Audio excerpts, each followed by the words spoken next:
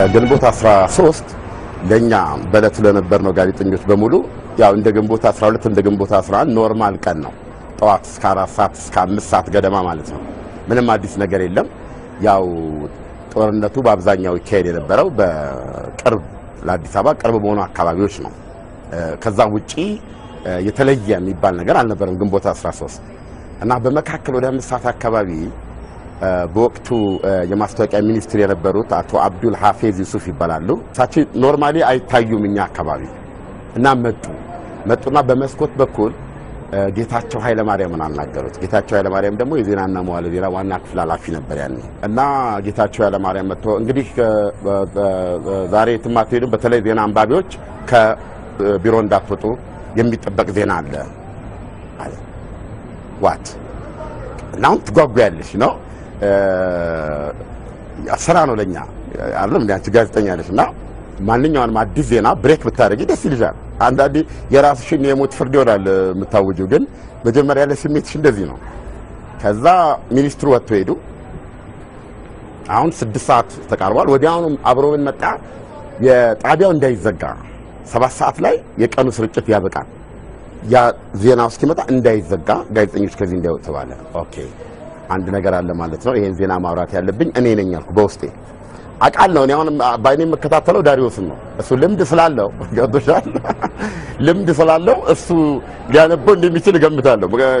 ሚኒስትሩ አይን ላይ ቶሎ የሚገባው እሱ ሊሆን ይችላል። ግን ይሄን ሰውዬ የኔ ጊዜ ነው መቅደም አለብኝ ብዬ ማቀው ነገር የለም። ግን አንድ መሬት አንቀጥቅጥ የሆነ ዜና እንደሆነ ግን ትገምቻለሽ። ለምን መደበኛ ሰዓት ሁሉ ተራዝሟል። ሶ ኢት ሚንስ ሳምቲንግ። አሁን ወጣውና ግቢ ውስጥ ነው ያለነው። ዋናው በር ላይ አቡነ ጴጥሮስ እዛ ጋር ወርክሾፕ አለ እና ፊት ለፊት ነው ስቱዲዮ ያለው። ልክ በዋናው በር እንደገባሽ ወደ ግራ ስታጠፊና ደረጃ ወርደሽ ነው ስቱዲዮ። እዛ ጋር ቆምኩ። ለምን አሁን ሚኒስትሩ ቀጥታ ዜናውን ይዘው ሲመጡት የሚያዩኝ እኔን ነው ማለት ነው። ያን ጊዜ ባያዩኝም ዝም ብዬ ሰላም እልና የሚገርምሽ ነጋሽ መሐመድም አለ። አንዱ ደግሞ እሱ ነው የምፈራው እዚህ ጋር። እሱ በጣም የታወቀ ጋዜጠኛ ነው ሴም ቲንግ እና አሁን ከሁለት ሰው ጋር ነውና፣ ግን ዳሪዮስ ጠፋብኝ።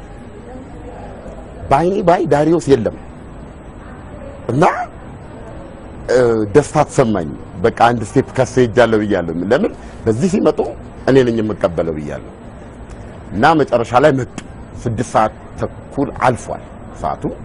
መጡ እና በጣም እንደዚህ ነው ሲገቡ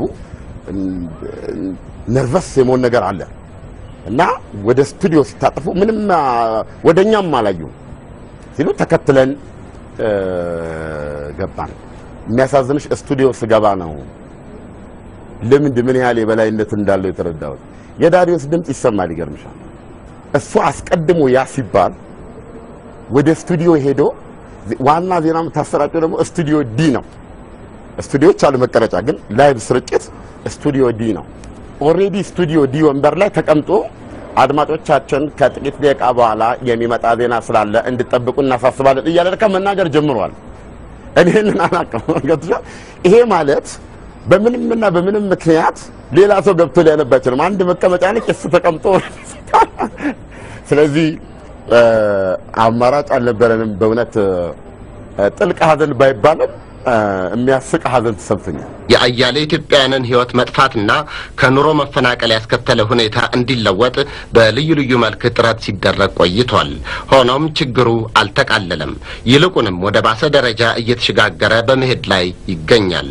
ስለዚህ ደም መፋሰስ እንዲቆምና ሰላምም እንዲሰፍን በልዩ ልዩ ወገኖች የአገሪቱ ፕሬዝዳንት ከስልጣን መውረዳቸው እንደሚበጅ ታመነበት ስለሆነ ይህንኑ በማመዛዘን ፕሬዝዳንት መንግስቱ ኃይለማርያም በዛሬው ዕለት ከስልጣን ወርደው ከኢትዮጵያ ውጪ ሄደዋል። ፕሬዝዳንቱ ከስልጣን በመውረድ አገር ለቀው በመሄዳቸው የሪፑብሊኩ ምክትል ፕሬዝዳንት ሌፍተናንት ጀነራል ተስፋዬ ገብረኪዳን ተክተው ይሰራሉ። ሰዓቱ ሲደርስ ዜናው በዳሪዮስ ሙዲ አማካኝነት ከህዝቡ ጆሮ ደረሰ። ከዛ እንግዲህ አሁን ተቀድም ያለው ዜናውን መስማት ነው። በምን አንዳችንም የዚህ አይነት ግምት አልነበረንም። የስ የሆነ መሬት አንቀጥቅጥ ዜና አለ፣ ግን ኮሎኔል መንግስቱ ኃይለማርያም አገር ለቀው ይሄዳሉ የለም በምንም ታምር ማንንም የገመተ የለም። እና ይሄን ሲል ድንጋጤያችንን ማሰብ ትጀምር መገረም ነው የሚመጣው። ናይሉ ሰው የወለደው ጀግና የኢህአዴግ ሰራዊት ጊዮርጊስ ሰፋ ይጠቀምበት የነበረ የሬዲዮ ጣቢያ ተቆጣጥሮታል።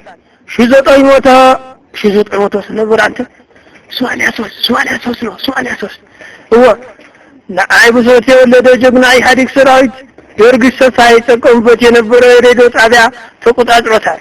1900 ስንት አልከኝ አንተ? 83 አልኩህ። ጊዮርጊስ ሰፋ ይጠቀምበት የነበረ የሬዲዮ ጣቢያ ተቆጣጥሮታል። 1900 ስንት አልከኝ? 83 አልኩህ አይደል? ያስባም እንዴ